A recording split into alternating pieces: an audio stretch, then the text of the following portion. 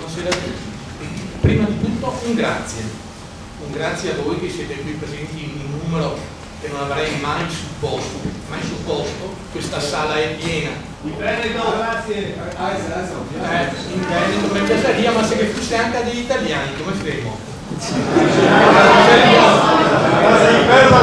Mi piacerebbe che potesse seguire tutti. Col cuore lo faccio in Veneto.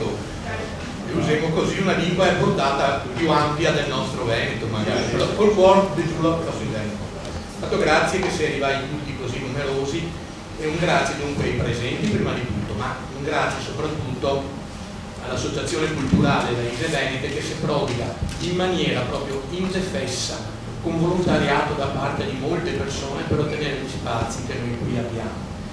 Ci sarebbe piaciuto poter ringraziare anche per la magnanimità l'istituzione che ci ha messo a disposizione questo spazio e va comunque ringraziata non per la magnanimità perché purtroppo logiche commerciali impongono anche una certa richiesta.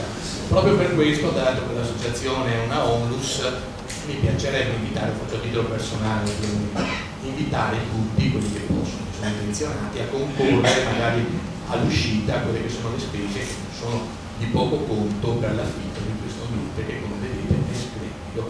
Se non è splendido, che presenta questa sala o la sala della biblioteca con carattere completamente diverso, che ci dà un'idea dell'ambiente in cui ci muoviamo dal punto di vista non solo monumentale e artistico, però anche proprio culturale. Insomma, il microfono. Non si sente? E così? Allora parlerò con la bocca vicinissima al microfono. Io vorrei leggere, mi sono portato una fotocopia, perché siamo qua innanzitutto. Ci sono tante occasioni in cui si parla di storia veneta, eccetera, però io vorrei tirar fuori una fotocopia che mi sono portato da casa di un testo che si usa nella scuola liceo classico al penultimo anno per dare un'idea di come venga valutata, la storia veneziana e comunque del nostro della nostra patria, ma tra l'altro in un modo che risponde purtroppo ad una logica, ad un punto di vista che non è il nostro e che quindi è inevitabilmente limitativo. Il testo è questo, non faccio nomi perché forse non sarebbe elegante, ma è un testo questo grandemente diffuso nelle scuole pubbliche. Io parlo per esempio di liceo classico, quindi un tipo di scuola dove questo tipo di studio dovrebbe essere molto sostenuto, molto incoraggiato, molto diffuso. Allora, farò prestissimo. Una nuova crociata è il titolo. La questione dei moriscos in Spagna convince Filippo II che il mondo islamico rappresenta una minaccia e in effetti le azioni della flotta turca hanno creato molti grattacapi a Malta nel 1565 e nel 1570 poi i turchi attaccano Cipro sotto il dominio veneziano e la conquistano l'anno dopo, vero? Continua così. Le circostanze dunque danno forza all'appello del Papa, così che nel 1571 viene stabilito un accordo tra il Papa Filippo II e la Repubblica di Venezia, a cui aderiscono anche la Repubblica di Genova, i ducati di Savoia e di Toscana, l'Ordine di Malta, finalizzato a una Lega Santa. Fine. Famagosta non esiste, non cade. Il 7 ottobre 1571 la flotta della Lega Santa comandata da Giovanni d'Austria, Venier probabilmente era in TV, fratellastro di Filippo II, ingaggia il combattimento con le navi ottomane al largo delle coste greche all'infatto nel golfo di Patrasso, ottenendo una clamorosa vittoria. Vero anche questo. In Europa appunto viene celebrato, però poi cosa succede? Che alla vittoria non seguono altre azioni militari di rilievo perché la Repubblica di Venezia, maledetta, preferisce sfidarsi dalla Lega e trattare una pace separata con la quale dal 1573, pur rinunciando a Cipro, ottiene dai turchi garanzie e franchigie per la propria flotta mercantile. Mi pare che sia sufficiente come trattazione di un evento come quello che ha rappresentato appunto la battaglia di Lepanto e il confronto tra mondo cristiano e mondo islamico, tra Europa e Venezia in primis e il mondo turco? A me parrebbe di no. Certo, risponde a un punto di vista, un'esigenza di chi si governa in questo momento, di chi determina le scelte culturali, la storia da raccontare, e io sento molto diverso. Proprio per questo sarei qui per fare rapidamente una scorsa del mondo europeo e mediterraneo intorno al XVI secolo, almeno sino a Lepanto, e poi vederlo dal punto di vista veneziano, cioè come Venezia si relazioni con questi grandi stati che sono sorti non come un piccolo stato o piccola potenza, la Repubblica di Guastalla o la Repubblica di Amalfi e le famose repubbliche marinare, ma come uno stato di pari grandezza, cosa che non si coglie da nessuna trattazione storiografica di quello che è il Micul Pop di oggi, cioè quello che ci vogliono far passare. E quindi io ritengo che la storia vada anche sottratta, senza voler nulla togliere alle persone del mestiere, a quella conventicola di accademici che ritengono una cosa loro, ma deve diventare piuttosto, se non il dominio, almeno vada in mano a persone che la sappiano affrontare anche in termini più semplici, meno cattedratici, magari anche più partecipati. Allora, passerei direttamente a vedere quali ci sono gli elementi più significativi della storia europea e della storia del Mediterraneo a partire dal 1500, anche perché si assiste ad una ridefinizione degli equilibri e quindi delle situazioni di possibile conflitto di relazioni completamente diverse rispetto al secolo precedente. Basti pensare che un punto importantissimo è la conquista, la caduta di Costantinopoli e quindi l'imposizione dell'impero turco su quello che era stato il resto dell'impero romano d'Oriente. Si creano in Europa delle grandi monarchie nazionali che quindi hanno delle possibilità in termini di risorse, di uomini e di estensione territoriale che sono di gran lunga superiori a quelle degli stati italiani tradizionali.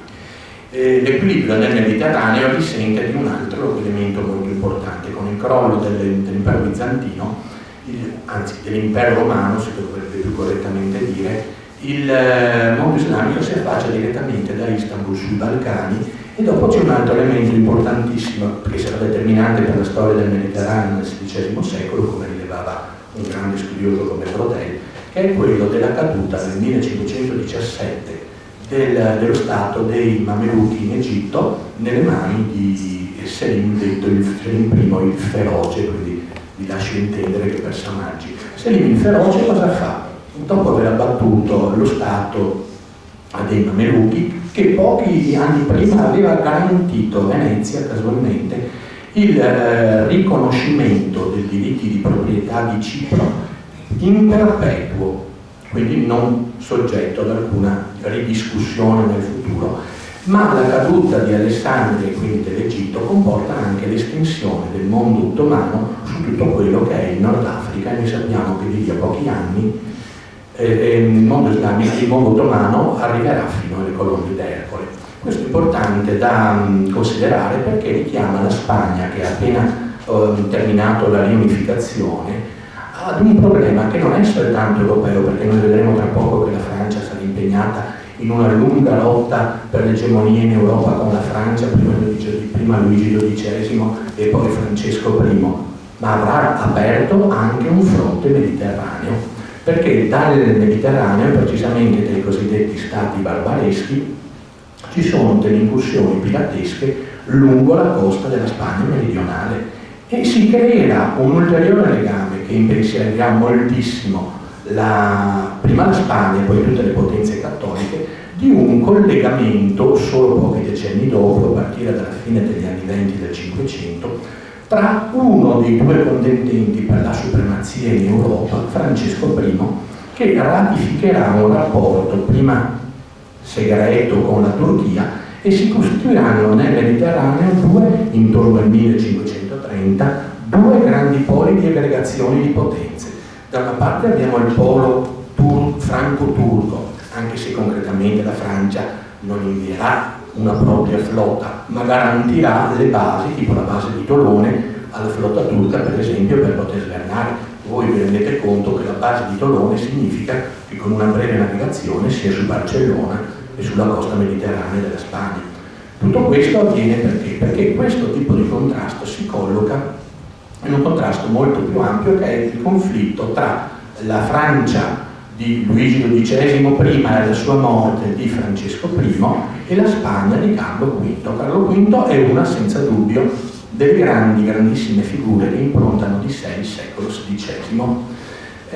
Nasce nel 1500 a Gand, nelle Fiandre, e per questo è noto prima di ricevere il titolo di Carlo V come Carlo di Gand.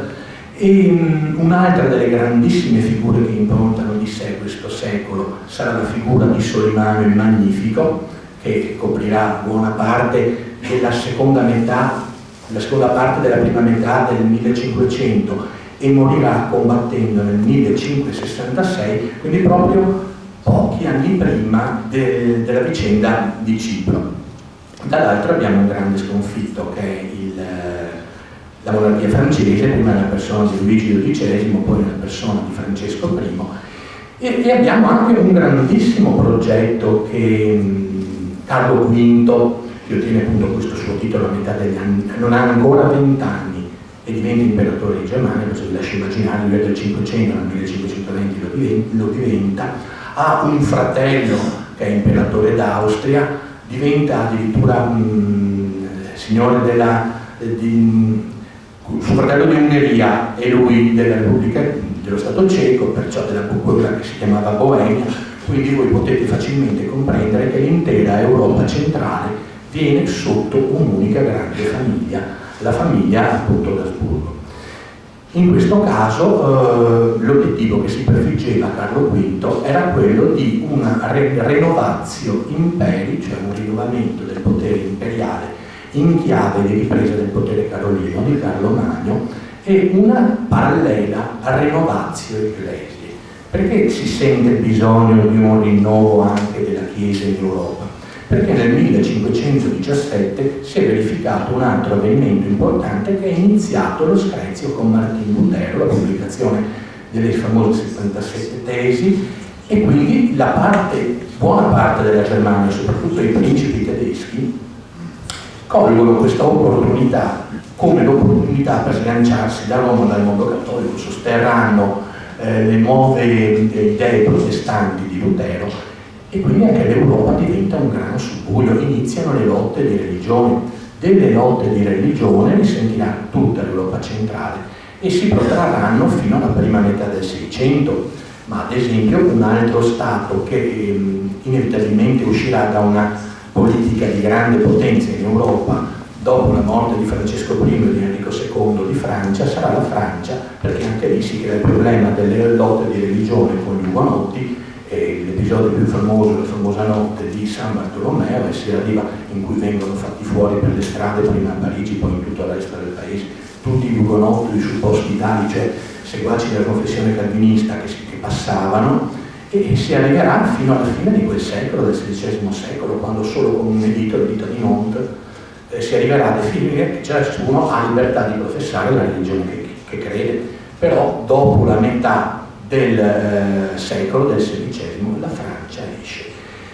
Pare possibile che si possa realizzare questo grande rinnovamento imperiale di Carlo V, ma non andrà a buon fine. Le forze dei protestanti, dei luterani nel nord Europa non daranno tregua, addirittura spossato, malgrado avesse solo 56 anni, Carlo V si ritira e morirà poco dopo, addirittura in posizione di eremitaggio in Estremadura.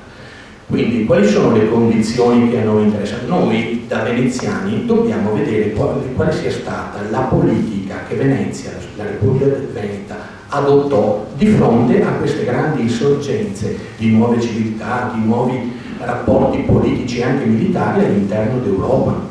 Noi teniamo presente che secondo gli studi di alcuni, soprattutto inglesi, Venezia fu definita il cardine d'Europa, ed è un'espressione che a me piace molto, cardine d'Europa dalla fine del 200 fino alla fine del 400. Perché mi sono chiesto proprio questa definizione cronologica? Perché intorno alla metà del 400 Venezia trova un interlocutore all'Oriente con l'impero ottomano che è molto molto coriaceo. La prima guerra, la guerra veneto-turca, è degli anni 60, dal 1463 al 1479, e vede Venezia ridotta sulla difensiva, perdere gran parte anche dei suoi domini leggeri.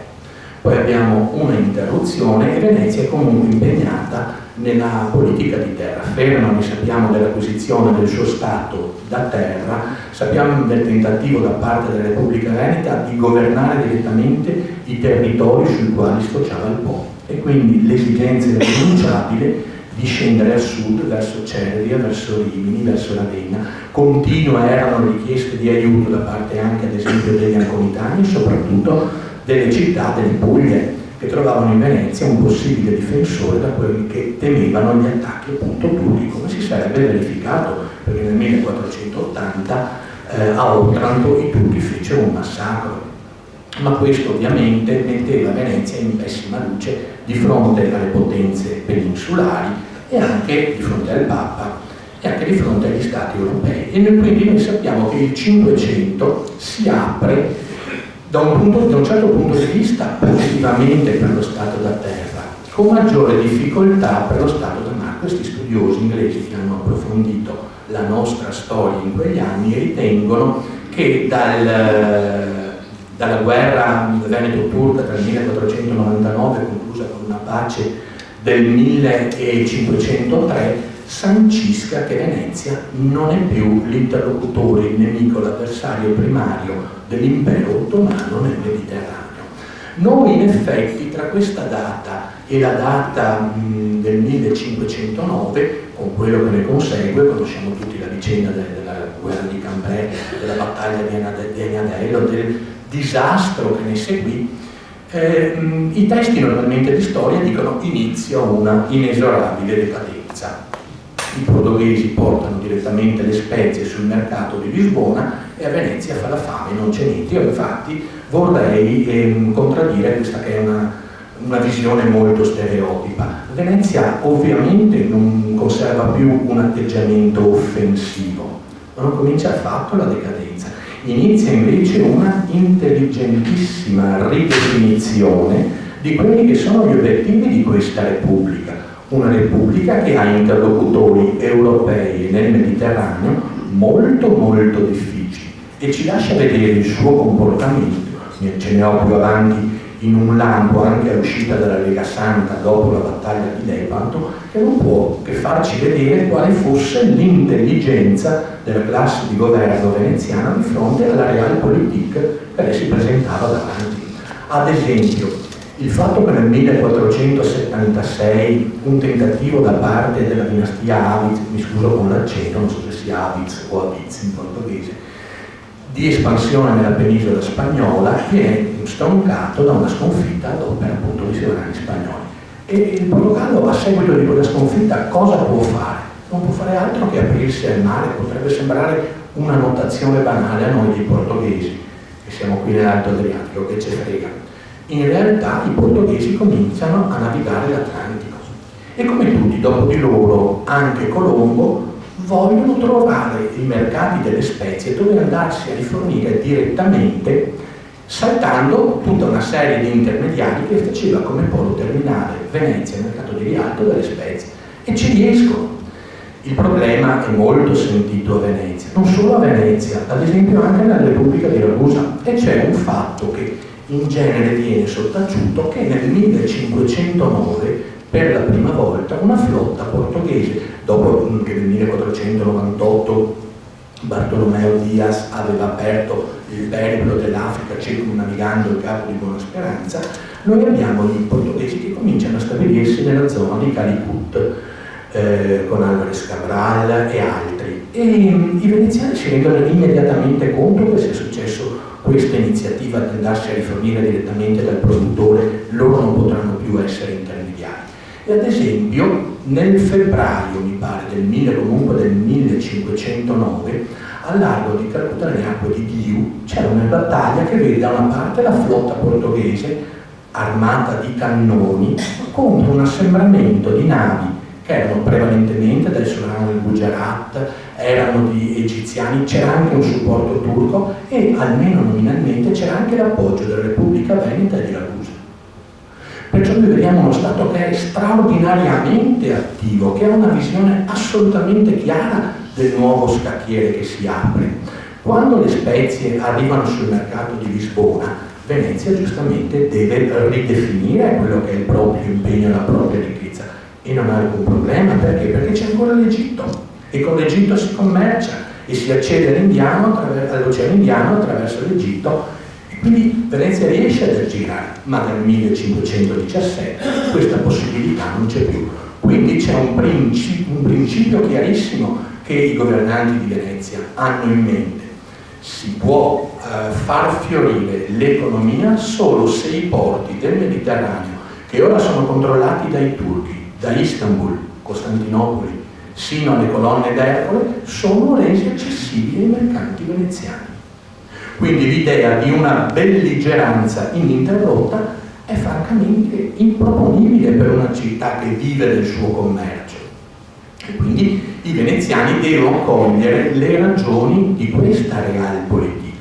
Da un punto di vista della condotta militare della città, noi vediamo che dopo la conclusione dell'altra guerra, quella che vede nella battaglia di Zonchio del 1499, per curiosità, il primo scontro nel Mediterraneo in cui le navi montano l'artiglieria. Ci sono anche delle riproduzioni di stampe che ingenuamente riproducono i primi fucili e si vedono delle strane aste con un pennacchio di fuoco. È il primo scontro in cui si monta un rudimentale uso di cannoni e soprattutto di archibughi. La cosa interessante è che anche l'introduzione del cannone nella marineria costringerà tutti gli stati che hanno una certa volontà di potenza a riconsiderare quelli che sono i loro strumenti sia di offesa. La Repubblica Veneta non considererà più ormai elementi di offesa, sia soprattutto di difesa. Quindi dopo quella guerra che porta Venezia a perdere tutto, tutte le isole dell'Egeo, salvo l'isola di Tino, però a conservare un lungo stato da mare, Venezia si rende conto che l'interlocutore è cambiato, ma nel momento in cui sta riconsiderando il suo approccio col suo impero o stato da mare, ecco che purtroppo nel 1509, prima vorrei concludere che per lo Stato da Terra nel 1508 a giugno si sancisce una tregua tra la Repubblica Veneta e l'imperatore d'Austria Massimiliano, e in quel momento l'estensione territoriale dello Stato da Terra è la maggiore che Venezia abbia mai raggiunto. È molto interessante perché pochi mesi prima c'era stata la battaglia di Liu, vi dicevo, nell'Oceano Indiano, e i veneziani avevano sentore di questa loro grandezza, e a me piace citare un'iscrizione, tra l'altro in una lingua italiana veneta, che potete tutti trovare in fondamenta dell'abbazia, dove c'è il grandissimo arco gotico, tardo gotico, di Santa Maria Valverde. La cosa interessante qual è? Che dice del 1500, io leggo ogni mattina quando esco da casa, del 1505 furono principiate queste case, cioè delle abitazioni, alla laude de Dio et della Virgine Maria e de Missier Leonardo Loredano, e la cosa più interessante è et de tutto il suo glorioso stato, che Dio felice lo conservi. 1505. Dio l'avrebbe ascoltato fino al 1509, anzi fino all'8, periodo della massima espansione, poi ovviamente scatta una ridefinizione globale. Gli anni che vanno dal 1509 al 1516, pace di Noyon, voi sapete che sono anni per Venezia durissima, per le scorrerie degli spagnoli qui a Mestre che la incendiano. Venezia deve salvarsi prima di tutto, non può dedicare attenzione, l'attenzione che richiede anche lo stato da mare. La situazione è sempre molto fluida. Venezia, con una capacità diplomatica, riesce a gestirsi in una situazione internazionale che è difficilissima, e alla fine arriva al 1529 con la ratifica del 1530 della pace di Bologna, con una pace che le restituisce per intero quello che era lo Stato da terra, ovviamente esclusi i porti delle Puglie, che sono riandati al cosiddetto legittimo proprietario, escluse le Saline di Cervi, escluse Ravenna, esclusa Rimini e tutti quegli stati che sono entrati per parte dello Stato della Chiesa. Venezia in questo periodo è stata fortunatamente non coinvolta da guerre con il tutto. La pace dura dal 1503. Venezia ha cercato di giostrarsi fra le grandi potenze europee come le conveniva, non come sarebbe stato giusto eticamente, ma come concretamente le conveniva. Dopo aver cercato di allearsi con Francesco I per evitare un pericolosissimo accerchiamento asburgico su tutto il confine europeo, Francesco I nel 1529 fa lui una pace separata. Venezia ovviamente non può contrapporsi a Carlo V e fa la pace. Gradualmente comprende che di questi due belligeranti il più capace, il più forte è Carlo V e va con Carlo V. Ma ecco che inizia un primo problema, il problema della nuova guerra veneto-turca, quella che si conclude con Prevesa. Venezia farà tesoro di questa esperienza, perché al largo di Prevesa la flotta di una Lega Santa, sono tutte sante, si trova in grande superiorità numerica. Quindi tutti si aspettano che venga facile, 2-0, e invece viene sconfitta. Addirittura vi è quell'episodio del ritiro dal combattimento delle navi genovesi dell'ammiraglio Andrea Doria, del resto erano sue, perciò se avessero ricevuto qualche ammaccatura bisognava anche farle riparare. Fatto sta che Venezia ne esce scornata. Quando si dice nel 1571, anzi 72, Venezia si ritira dalla Lega Santa, chissà come mai.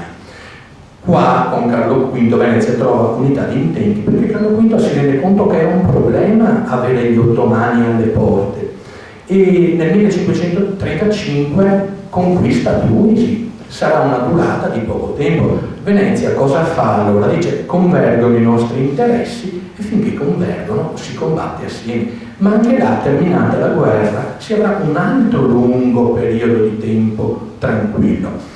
La guerra riprenderà sempre nel Mediterraneo, non per Venezia ma con una ripresa offensiva turca, nel 1565. Noi sappiamo dell'impresa del tentativo di conquista da parte dei turchi dell'isola di Malta, della resistenza eroica dell'ordine dei cavalieri di Malta guidati da Jean de la Valette, e non riesce, ma è uno scorno. A questo punto cosa accade? Che Selim, stavolta è un altro Selim l'Ubriacone. C'è tutta una rassegna di personaggi che potrebbero essere quasi rappresentativi del nostro stato odierno italiano. Comunque, Selim l'Ubriacone si è messo in testa che vuole Cipro. Lo vorrà probabilmente per rientrare dalla sconfitta, lo vuole anche perché suo padre, che era appunto il grande Solimano, è morto combattendo durante l'assedio della città di Stiget ai confini tra Ungheria e Austria, perché voleva ripuntare su Vienna, ci aveva già provato una volta. È una situazione molto dinamica quella, e Venezia si trova impelagata in questa nuova guerra.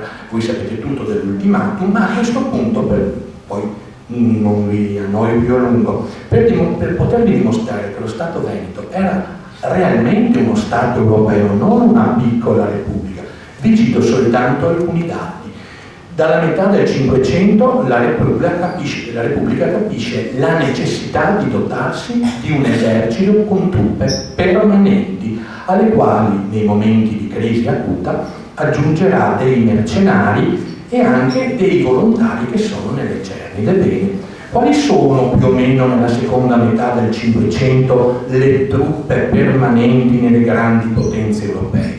Davanti a tutti sta la Spagna, che tiene tra Spagna, Portogallo, perché dall'80 occuperà anche il Portogallo, l'Italia, le isole atlantiche, eccetera, un corpo di circa 23-24 mila uomini. Poi facciamo riferimento alla Francia. La Francia tiene stabilmente un corpo in armi di circa 12-12.500 uomini. L'Inghilterra elisabettiana, che tutti noi conosciamo, tiene un corpo stabile di circa, dai dati che possediamo, di circa 2.000 soldati permanenti. La piccola Repubblica di Venezia, in crisi, cadente e piangente, ne tiene dapprima in armi un corpo stabile tra 9 e 10.000. È lontana dalla Spagna, certamente. Spagna di Carlo V e di Filippo II. Direi però che si avvicina molto ad un altro Stato, che è quello del Regno di Francia, che per dimensioni non è paragonabile alle nostre Repubbliche, circa 10.000 uomini. Però è un dato di fatto che proprio nella crisi di Cipro Venezia riuscirà a mantenere sotto le armi qualcosa come quasi 34.000 uomini per anni. Per dirvi, pochi anni prima Cosimo I, per conquistare Siena, ne aveva arruolati 8.000. Quindi questo vi dà l'esatta dimensione di come la nostra città sappia ridefinire il proprio ruolo alla luce delle mutate evidenze storiche che nel Cinquecento ci sono state. Grazie per la pazienza che avete.